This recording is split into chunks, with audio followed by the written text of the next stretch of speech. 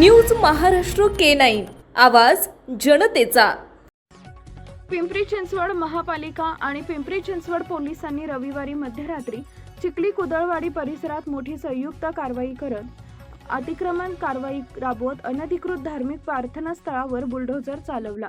कडेकोट पोलीस बंदोबस्तात पार पडलेल्या या कारवाईमुळे परिसरात तणावाचे वातावरण निर्माण झाले होते। प्रशासनाने प्रतिबंधात्मक उपाययोजना करत अनेक ठिकाणी नाकाबंदी केली।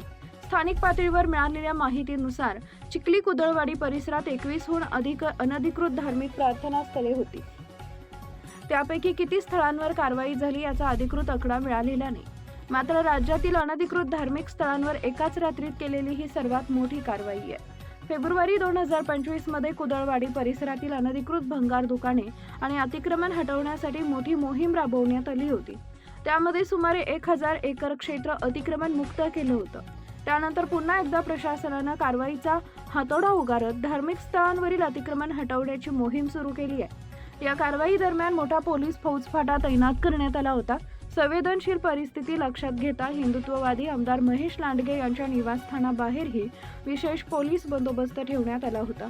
कोणताही अनुचित प्रकार घडू नये यासाठी पोलिसांकडून सतत गस्त आणि नाकाबंदी करण्यात आली।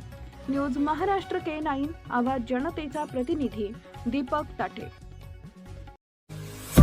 महाराष्ट्रातील महत्त्वाच्या आणि ताज्या बातम्या पाहण्यासाठी आमच्या न्यूज महाराष्ट्र K9 चॅनलला YouTube वर सबस्क्राइब करा आणि बेल आयकॉन प्रेस करा।